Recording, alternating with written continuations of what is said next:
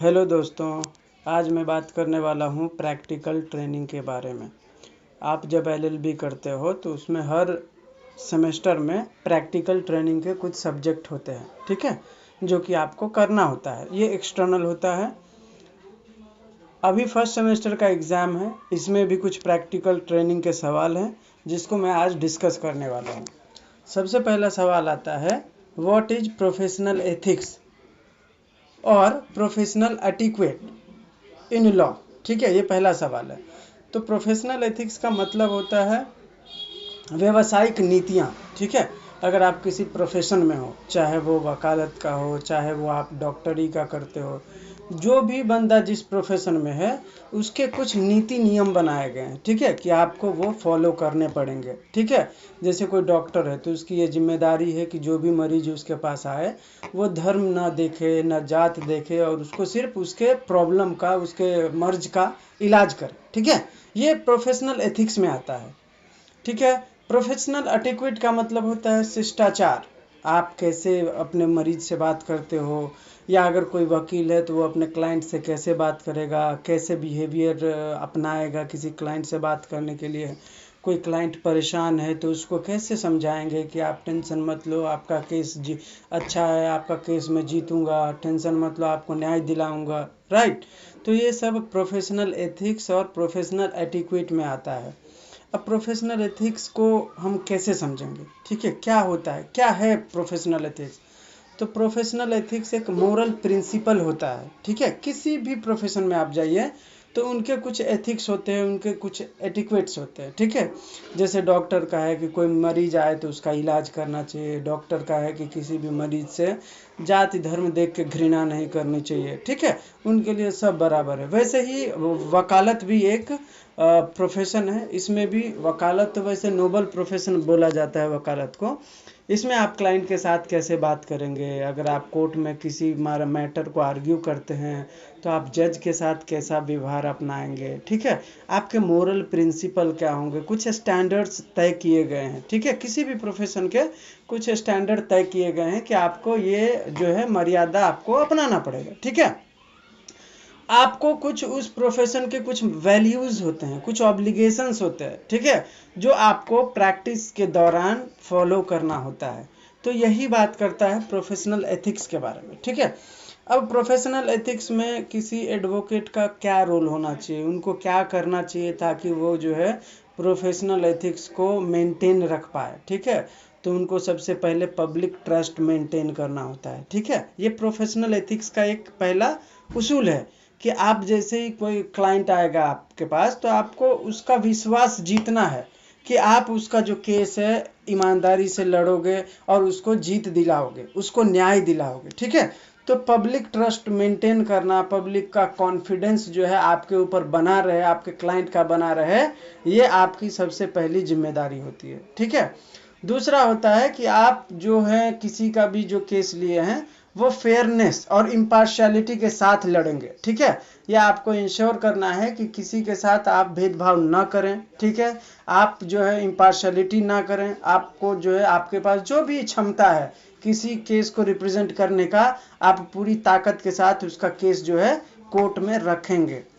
तीसरा होता है रूल ऑफ लॉ और जस्टिस को मेंटेन करना, अपहोल्ड करना। ठीक है, आप अगर इस प्रोफेशन में हो, वकालत में हो, तो यह आप कोशिश करोगे कि रूल ऑफ लॉ, न्याय का जो शासन है वो बना रहे और न्याय सबको मिले। ठीक है, यह आपकी प्राथमिक जिम्मेदारी होनी चाहिए।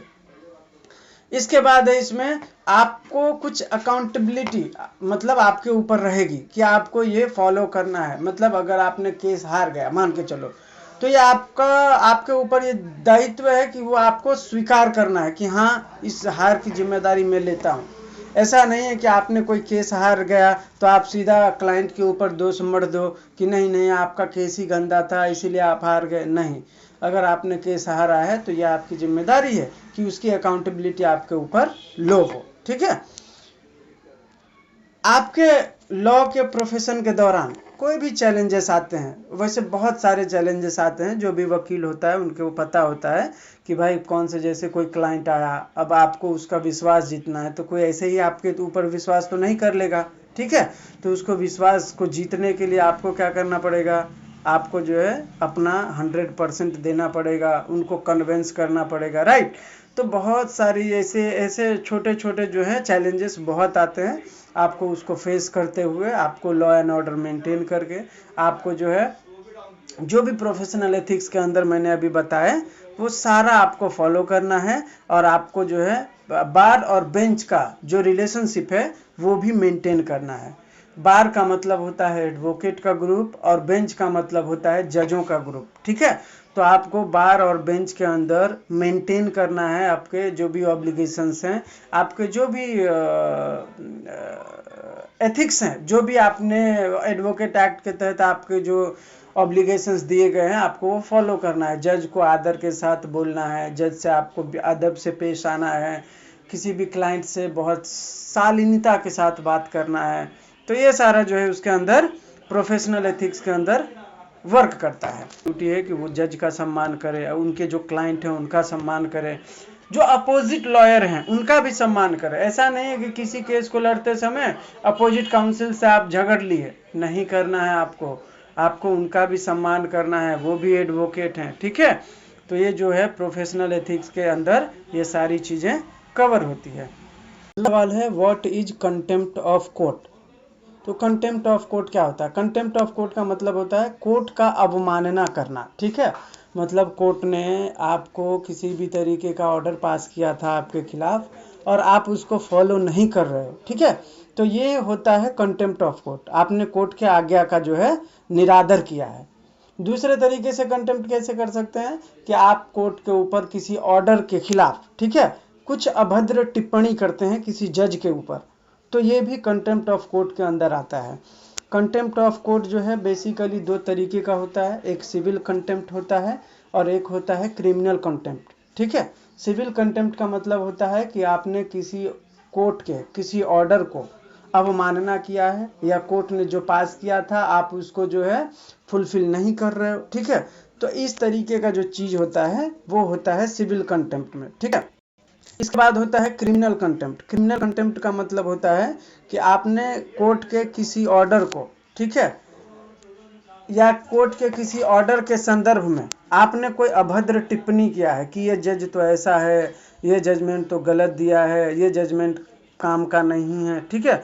तो आप बाय वर्ड्स कुछ बोल के या लिख के, ठीक है, या विजुअल रिप्रेजेंटेशन के तहत आपने कोर्ट के किसी भी ऑर्डर को या कोर्ट के डिग्निटी के ऊपर क्वेश्चन खड़ा किया है और निगेटिव क्रिटिसिज्म किया है आपने कोर्ट के ऊपर, तो ये माना जाता है कि आपने क्रिमिनल कंटेम्प्ट किया है, ठीक है। तो सिविल कंटेम्प्ट का मतलब होता है कि आपने कोर्ट के किसी जजमेंट को, डिक्री को या ऑर्डर को या डायरेक्शन को, ठीक है, आपने स्वीकार करने से मना कर दिया, आपने उसके अगेंस्ट में जो है काम किया है, आपने कोर्ट के ऑर्डर को नहीं माना है, तो होता है वो सिविल कंटेम्प्ट, ठीक है। और जब कोई कोर्ट ने कोई ऑर्डर पास किया, आप उसके खिलाफ आपने कुछ क्रिटिसिज्म किए जो कि निगेटिव थे, या जज के ऊपर कुछ आपने अभद्र टिप्पणी किया है, चाहे वो बाय वर्ड्स हो या बोल के हो, चाहे लिख के हो, चाहे विजिबल रिप्रेजेंटेटिव में हो, किसी भी तरीके से, ठीक है, किसी मैटर में जो कि कोर्ट ने पास किया हो, तो ऐसे आपके जो है वर्बल या वर्ड्स में दिए गए कोई भी बयान या अभद्र टिप्पणी क्रिमिनल कंटेम्प्ट के दायरे में आएगा, ठीक है। अभी इसके कुछ एक्सेप्शन भी दिए हैं कि आप कब कब आपके ऊपर कंटेम्प्ट ऑफ कोर्ट नहीं लगेगा, ठीक है। तो पहला है इनोसेंट पब्लिकेशन। आपने बहुत सादगी से आपने अपने मतलब कोई कोर्ट के किसी ऑर्डर को आपने पब्लिश किया जिसमें कुछ ऐसा लगा कि ये गलत था, ठीक है, आपने वो डिस्क्राइब किया, तो आपने ये गुड फेथ में किया, इनोसेंट में किया, तो ये कंटेम्प्ट ऑफ कोर्ट नहीं माना जाएगा, ठीक है। दूसरा है fair and accurate report of judicial proceeding. किसी कोर्ट का आपने ऑर्डर मतलब प्रोसीडिंग देखा, उसमें आपने कोर्ट का पूरा प्रोसीडिंग ऑब्जर्व किया, उसमें आपको लगा कि कहीं पे कुछ भी ऐसा जो है चल रहा है, ठीक है, तो आप अगर उसका फेयर और एक्यूरेट रिपोर्ट करते हो तो वो भी आपका जो है कंटेम्प्ट ऑफ कोर्ट में नहीं आएगा। तीसरा है फेयर क्रिटिसिज्म, ठीक है। फेयर क्रिटिसिज्म मैंने बताया था कि आप कोर्ट के किसी ऑर्डर के खिलाफ अगर कुछ टिप्पणियां करते हो जो कोर्ट के ऑर्डर के खिलाफ है, ठीक है, लेकिन वो सच है, आपने गुड फेथ में किया था, ये फेयर क्रिटिसिज्म है।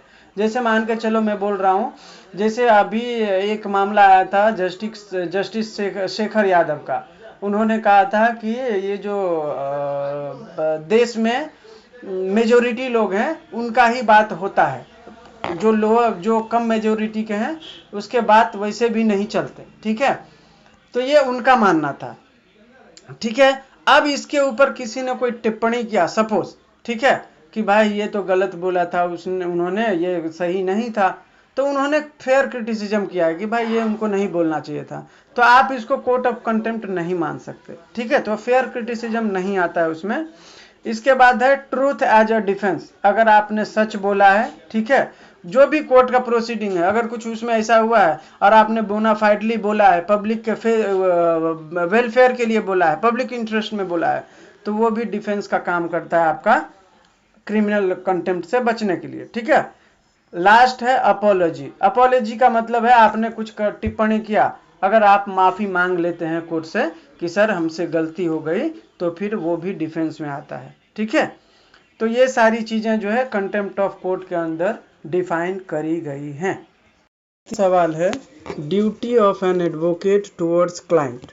क्लाइंट के संदर्भ में एडवोकेट के क्या क्या ड्यूटी हैं इसके बारे में आपसे पूछा जा रहा है, ठीक है।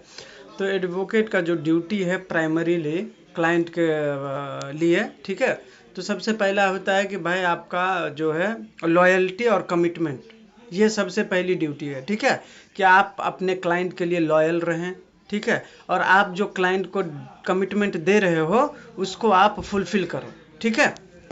तो सबसे पहला ये है कि मतलब आपके पास कोई क्लाइंट आया तो आप उसकी पूरी कहानी समझ लिए, ठीक है। तो अब आप ऐसा नहीं है कि आप सामने वाले अपोजिट काउंसिल से मिलो और उसको इसका पूरा कहानी बता के पूरा वो कर दो, ठीक है, इस क्लाइंट का पूरा भाजी पाला कर दो, ऐसा नहीं कर सकते आप। अगर कोई क्लाइंट आपके पास आया है, ठीक है, तो आपको ये समझना पड़ेगा कि वो क्लाइंट आपके ऊपर भरोसा करके आया है और आपको उसके भरोसे को जीतना है, ठीक है। तो जीतोगे कैसे? तो जब तक आप लॉयल नहीं होगे तो कैसे जीतोगे?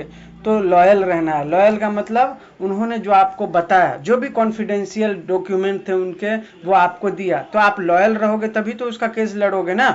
अगर आप में आ गया वो मतलब क्या बोलते हैं उसको, अनलॉयल हो गए, तो आप उसके जो कॉन्फिडेंशियल डॉक्यूमेंट है आप सामने वाले को दे दोगे, इसका पूरा वाट लग जाएगा, राइट।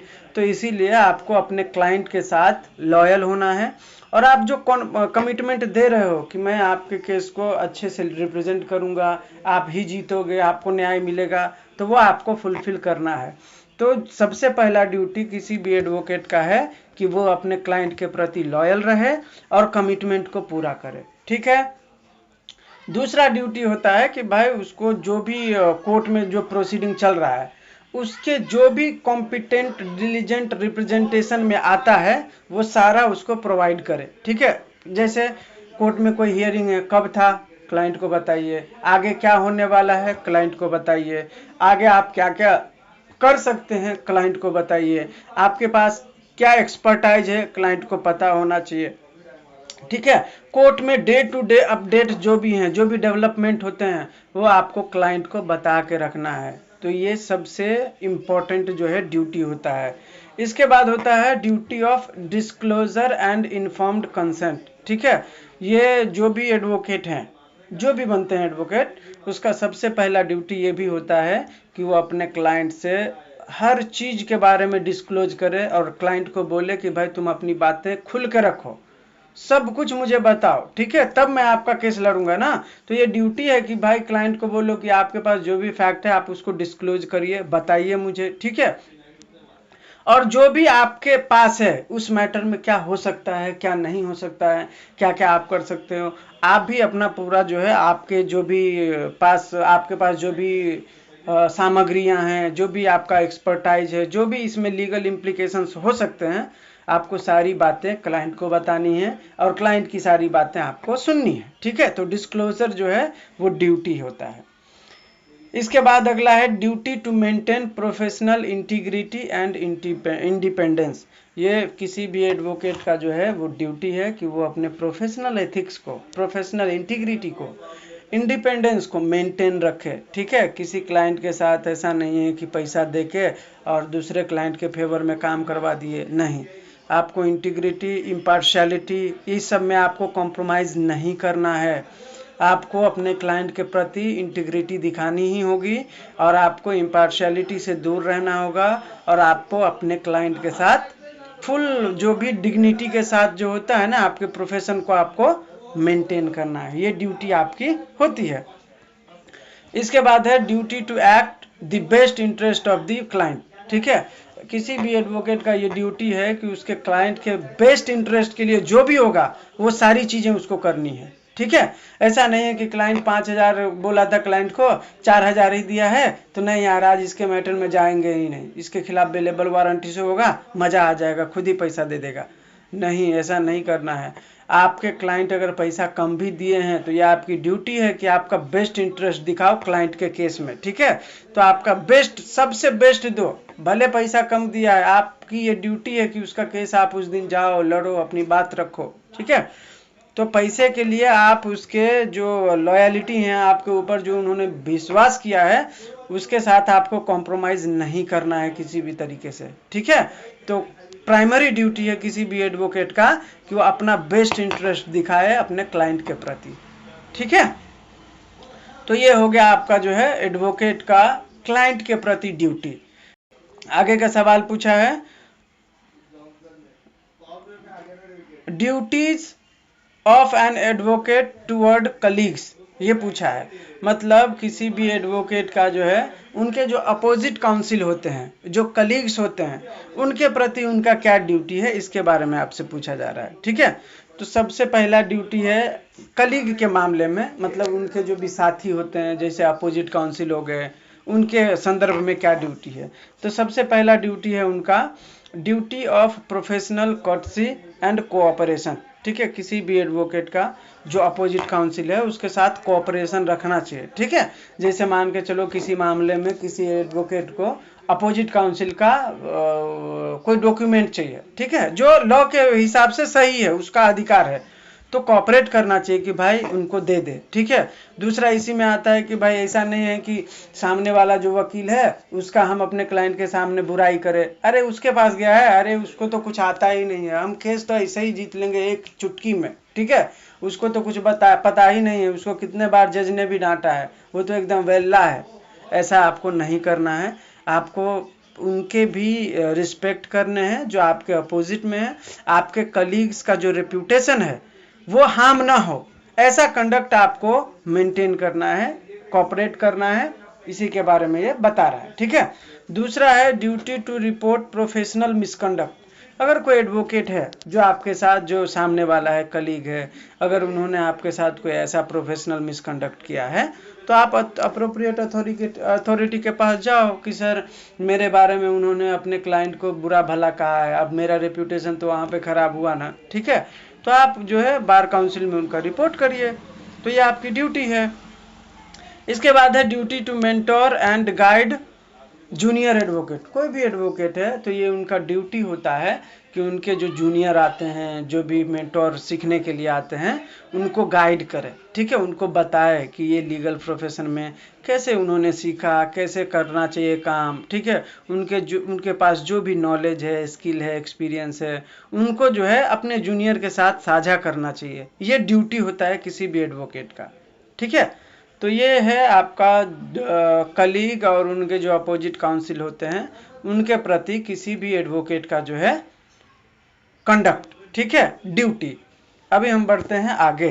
सवाल है, what are the rights and privileges of advocate. किसी एडवोकेट के राइट और प्रिविलेजेस क्या क्या हैं एडवोकेट एक्ट के अंदर। ठीक है, तो आपसे ये पूछा जा रहा है। तो किसी भी एडवोकेट का जो है ना कुछ राइट दिए गए हैं जो कि एडवोकेट एक्ट में मेंशन है। ठीक है, सबसे पहला राइट होता है किसी एडवोकेट का राइट टू प्रैक्टिस। ठीक है, कोई भी एडवोकेट है तो उसको किसी भी कोर्ट में प्रैक्टिस करने का अधिकार होता है। ये सेक्शन 30 बताता है एडवोकेट एक्ट का। ठीक है, उसमें ये बताया गया है कि कोई भी बंदा जो एडवोकेट है अगर उसने सनद लिया है तो उसको किसी भी कोर्ट में प्रैक्टिस करने का अधिकार होगा। ठीक है, दूसरा है right to freedom of speech and expression.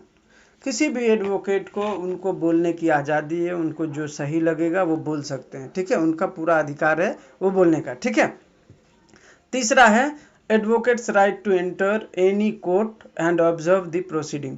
कोई भी एडवोकेट है किसी भी कोर्ट में अगर उनका मामला नहीं भी है तो वो एडवोकेट वहाँ पे जाके बैठ के उसको कोर्ट के प्रोसीडिंग को ऑब्जर्व करने का अधिकार रखता है। ठीक है, right of advocate against arrest. कोई भी एडवोकेट है, ठीक है, अगर किसी मामले में वो किसी केस को रिप्रेजेंट कर रहा है तो उस एडवोकेट को अरेस्ट नहीं किया जा सकता। ठीक है, ये राइट है उसका। अगर किसी केस में अगर वो एडवोकेट है और उस केस के संदर्भ में उसको अरेस्ट किया गया है उस एडवोकेट को, तो ये उसके राइट के विपरीत है और उस पुलिस वाले की जॉब जा सकती है। ठीक है, तो आप किसी भी एडवोकेट को बिना मैजिस्ट्रेट के परमिशन के, बिना वारंट लाए आप अरेस्ट नहीं कर सकते किसी भी सूरत में। ठीक है, तो right of advocate against arrest. इसके बाद है right of advocate meet with accused. किसी भी एडवोकेट का यह अधिकार होता है कि वो अपने क्लाइंट से, जो भी अक्यूज्ड है उनसे मिल सकता है, चाहे वो कोर्ट में मिलना चाहे, चाहे वो आपका जेल में मिलना चाहे। एडवोकेट को ये छूट रहता है, ये अधिकार रहता है कि वो अपने क्लाइंट से मिल सकता है। ठीक है, इसके बाद अगला राइट होता है right of advocate to secure the privacy of communication. किसी भी क्लाइंट से अगर उसको बात करना है, जैसे मान के चलो हम जेल में गए, ठीक है, अब जेल में गए तो क्लाइंट हमारा बात करना चाहता है तो बहुत सारे लोग रहेंगे तो उसकी प्राइवेसी तो हनन होगा ना। अब कोई प्राइवेट बात करना है तो उसको अलग से टाइम दिया जाएगा कि आप अपने क्लाइंट से बात कर सकते हो। ठीक है, जैसे पुलिस स्टेशन में किसी अक्यूज्ड को रखा जाता है तो अगर एडवोकेट उनसे बात करना चाहे तो एडवोकेट को साइड में जाके 10 मिनट दिया जाएगा कि आप अपने क्लाइंट से बात कर सकते हो। ठीक है, तो एडवोकेट का ये राइट है कि वो अपने क्लाइंट के साथ जो बात कर रहा है उसकी प्राइवेसी को सिक्योर कर पाए। ठीक है, इसके बाद है राइट टू टेक फी। किसी भी क्लाइंट का अगर केस वो लड़ रहा है तो उससे राइट है उसको कि वो उससे फीस कलेक्ट करे। ठीक है, right of advocate to refuse a case. कोई केस ऐसा है जो मान के चलो आपके मोरालिटी के खिलाफ है, जैसे आप बहुत अच्छे इंसान हो, आपको लगता है कि किसी ने अगर रेप किया है तो उसको सजा मिलना चाहिए, और आपके पास अगर वो क्लाइंट आता है जिसने रेप किया था और आप चाहते हो कि नहीं मैं इस रेपिस्ट को नहीं बचाना चाहता, तो आप उसके केस को लेने से रिफ्यूज कर सकते हो। ठीक है, यह आपका राइट है, अधिकार है कि भाई मैं इस टाइप के केस नहीं लेता। सवाल है आपका, प्रोफेशनल मिसकंडक्ट बाय एडवोकेट और लॉयर टुवर्ड प्रोफेशन। तो सबसे पहले मिसकंडक्ट को समझना है तो आपको ये समझना पड़ेगा कि किसी भी प्रोफेशन में कुछ उसके रूल और नियम बनाए जाते हैं। ठीक है, जिसको बोला जाता है प्रोफेशनल एथिक्स। अगर कोई बंदा उस प्रोफेशनल एथिक्स को नहीं मानता, ठीक है, उसके अगेंस्ट कोई काम करता है तो ये माना जाएगा कि उसने मिसकंडक्ट किया है। ठीक है, अब कैसे, जैसे एडवोकेट का है तो एडवोकेट का मैंने प्रोफेशनल एथिक्स शुरू में समझाया था। मैंने उसमें कहा था कि प्रोफेशन में नोबल प्रोफेशन है वकालत, इसमें हर एडवोकेट की कुछ ड्यूटी दी गई है कि वो उसको पालन करे। जैसे किसी भी क्लाइंट से सादगी से पेश आना चाहिए, क्लाइंट के प्रति लॉयल होना चाहिए, क्लाइंट का जो है कोई भी कॉन्फिडेंशियल डॉक्यूमेंट है तो उसको इंटीग्रिटी के साथ उनके भरोसे को जीतते हुए उनका केस लड़ना चाहिए। जो भी अपोजिट काउंसिल है उनका रिस्पेक्ट करना चाहिए, उनके पीठ पीछे बुराई नहीं करना चाहिए, जज का सम्मान करना चाहिए। तो ये सब प्रोफेशनल एथिक्स में आता है। ठीक है, अब इसी के विपरीत अगर कुछ काम आप करोगे तो ये क्या कहा जाएगा, इसको मिसकंडक्ट कहा जाएगा। आपने किसी क्लाइंट का आपको किसी क्लाइंट के प्रति लॉयल होना था, आप लॉयल ना होते हुए किसी क्लाइंट ने आपके ऊपर भरोसा करके अपना डॉक्यूमेंट दिया, आपने वो डॉक्यूमेंट अपोजिट काउंसिल को दिखा दिया, अब वो कॉपी करके उसका केस जीत लिया उसने, आपने इस क्लाइंट के साथ धोखेबाजी कर दी।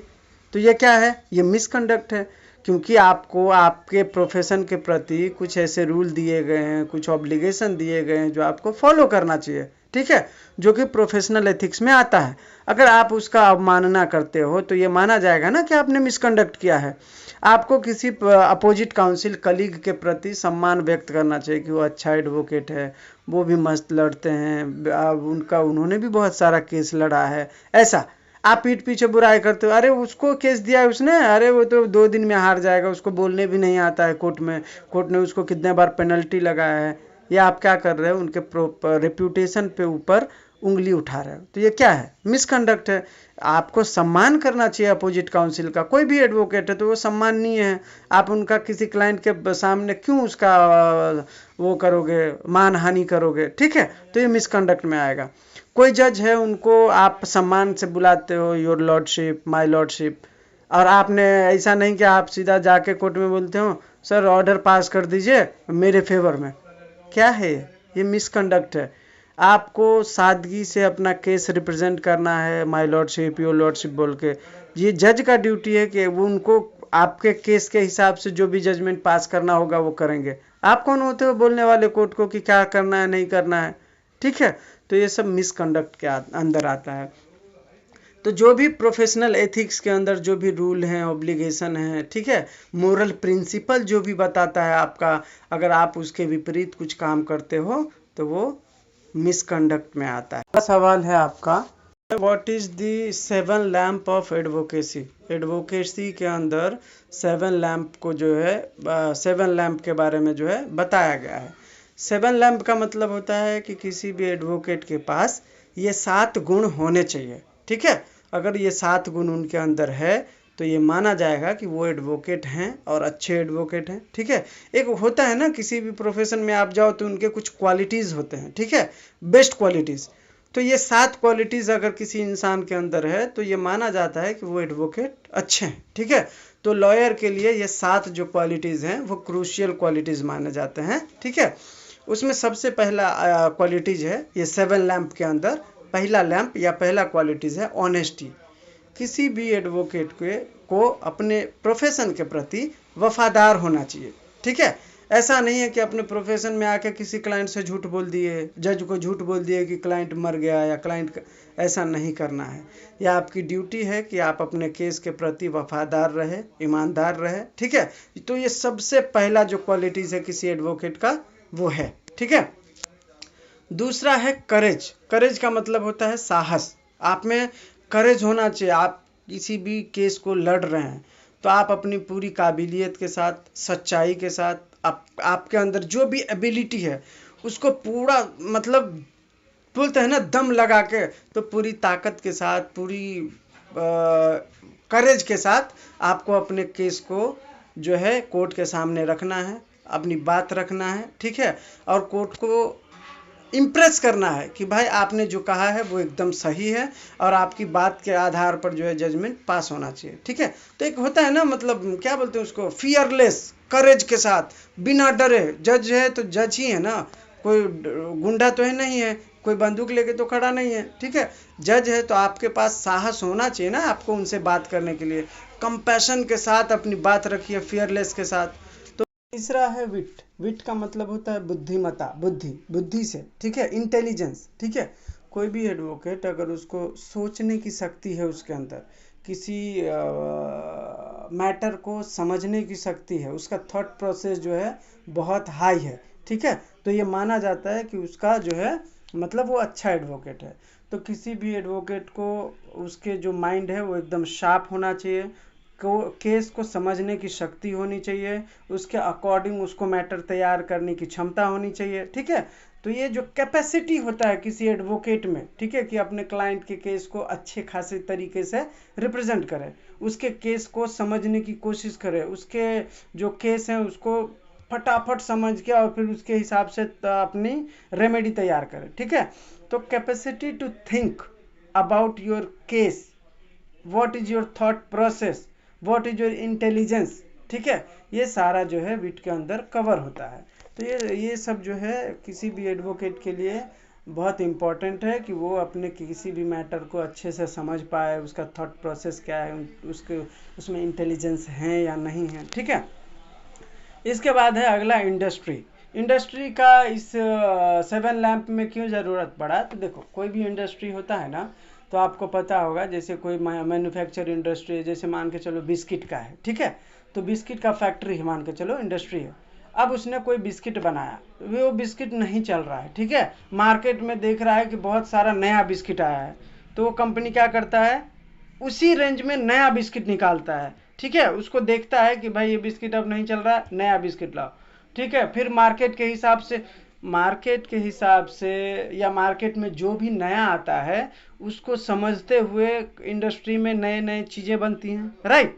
तो इसी परिप्रेक्ष्य में इसमें इंडस्ट्री दिया है कि भाई आप एडवोकेट हो, तो एडवोकेट में हर दिन नया लॉ आता है, ठीक है, हर दिन पार्लियामेंट कुछ ना कुछ लॉ पास करती हैं, हर दिन नए जजमेंट्स आते हैं, ठीक है, तो आपको सारी चीज़ों का जो है नॉलेज आना चाहिए और आप उसके हिसाब से अपडेट होते जाओ, ठीक है। जैसे कोई कंपनी नया बिस्किट निकालती है तो आप अपडेट होते हो ना कि यार उसने बॉर्नवीटा निकाला, अपन भी कुछ इस रेंज का निकालते हैं, ठीक है।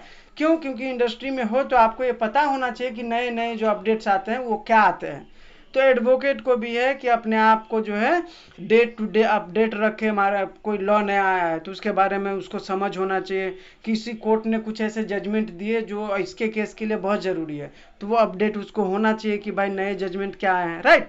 तो इंडस्ट्री जो है किसी भी बंदे को, किसी भी एडवोकेट को क्या रिकमेंड करता है कि भाई आपके स्किल को ज़रूरत के हिसाब से अपडेट करते चलो, ठीक है, नया लॉ आया पढ़ लो तुरंत, इसमें कोई देरी ही मत करो, ठीक है, कुछ जजमेंट आए हैं जो आपके काम का है तुरंत उसको पढ़ लो, ठीक है, लेटेस्ट लॉ कुछ है तो उसके बारे में आपके पास अवेयरनेस होनी चाहिए, ठीक है, तब तो आप उसके हिसाब से अपने स्किल को डेवलप करोगे।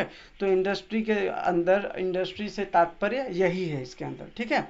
इसके बाद है एलोक्वेंस। एलोक्वेंस का मतलब होता है एक अच्छा वक्ता। वक्ता इन द सेंस कि भाई जैसे आप कोर्ट में हो तो आपके बोलने के जो तरीके हैं, ठीक है, बोलने का जो आपका लहजा है उससे कोर्ट प्रभावित हो, ठीक है, आपको इस तरीके से बोलना है, आपको अपनी बात इस तरीके से रखना है जिससे कोर्ट रिझ जाए, क्या बोलते हैं, कोर्ट इम्प्रेस हो। ऐसा नहीं बोलना है कि कोर्ट को लगे कि ये कहाँ से उठ के आ गया है, राइट। तो आपको एक अच्छा वक्ता होना चाहिए, आपके बोलने की जो कला है उसमें मतलब आधे केस को जीतने की क्षमता होती है, ठीक है। आप किसी क्लाइंट से आप बात करते हो तो आपके बात करने का जो आर्ट है, कला है, ठीक है, उसी से आपका जो क्लाइंट है 99% प्रभावित हो जाता है कि ये एडवोकेट कितना समझ रखता है, ठीक है। तो आपको सादगी से आपके जो बात करने का लहजा है उसमें थोड़ा सा वो क्या बोलते हैं उसको, दम होना चाहिए, ठीक है। तो ये है किसी भी एडवोकेट को जो है बोलने का जो कला है उनके अंदर एक वक्ता का जो है पूरा वो होना चाहिए, ठीक है, उनके अंदर सुनने की भी क्षमता होनी चाहिए, ये भी किसी भी एडवोकेट के लिए ज़रूरी है। ऐसा नहीं है कि अपोजिट काउंसिल बोल रहा है तो आप इग्नोर कर रहे हो, नहीं, आपको एक अच्छा वक्ता और आपको एक अच्छा लिसनर भी होना चाहिए, सुनने की भी क्षमता आप में होनी चाहिए, ठीक है। तो इसीलिए एलोक्वेंस को 7 लैंप का एक इम्पॉर्टेंट पार्ट माना जाता है। अगला है लीगल जजमेंट। लीगल जजमेंट का मतलब होता है कि आप कोई भी, आप इसे प्रोफेशन में हो, ठीक है, एडवोकेट के प्रोफेशन में हो, ठीक है, तो आपको जजमेंट लेने का अनुभव होना चाहिए, ठीक है। जैसे आपके पास कोई केस आया तो केस के आधार पर अपने अंदर में आप जजमेंट बना लो कि ये केस मैं जीत जाऊंगा क्योंकि इस कहानी में ये है, मेरे पास ये एप्लीकेशन है और मेरे पास पुराने जजमेंट भी है, तुरंत लगाऊंगा और बेल मिल जाएगा, ठीक है। तो आपको लीगल जजमेंट आना चाहिए, मतलब आपके केस को, आप कोई केस ले रहे हो, ठीक है, अब आपको उसमें लीगल जजमेंट आपको लेना ही नहीं आता है कि आप जीतोगे कि हारोगे, तो कैसे केस लोगे, राइट। तो जब आपके पास कोई भी मैटर का कोई फैक्ट आता है तो आप अंदर ही अंदर जज बन जाओ, इस मामले में मैं ऐसा ऐसा बोलूँगा ना तो मुझे ये जजमेंट मिल जाएगा, अच्छा मेरे फेवर में आएगा, राइट, करेक्ट, बिल मिल जाएगा, ऐसा। तो लीगल जजमेंट का जो है उसके अंदर एबिलिटी होनी चाहिए, स्किल होना चाहिए कि वो एनालाइज कर ले किसी भी केस को और कैसे उसके फेवर में आएगा या कैसे उसके फेवर में नहीं आएगा, ये सारी चीज़ें उसको जो है जजमेंट लेने का मतलब कैपेसिटी उसके अंदर हो, ठीक है। लास्ट है प्रोफेशनल फेलोशिप। प्रोफेशनल फेलोशिप का मतलब होता है कि जैसे मान के चलो आप एक एडवोकेट हो, ठीक है, अपोजिट एडवोकेट भी होते हैं, ठीक है। तो आप दोनों के बीच कोई भी मतभेद ना हो, दोनों जो बंदे हैं, दोनों जो इस प्रोफेशन में हैं, वो सौहार्दपूर्ण, ठीक है, एकदम मतलब दोनों आपस में रिलेशनशिप मेंटेन करके, ठीक है, अपने संबंध को सम्मानजनक बनाए हुए, ठीक है, अपनी बात कोर्ट में रखें। ये होता है प्रोफेशनल फेलोशिप। कोई भी एडवोकेट हो, वो अपना एडवोकेट बार एसोसिएशन में मेंबर बने, ठीक है, सब एक दूसरे के साथ मिल के काम करें, कोई किसी के प्रति दुर्भावना ना रखें, राइट। तो ये भी एक जो है प्रोफेशनल फेलोशिप जो है 7 लैम्प का इम्पोर्टेंट पार्ट है।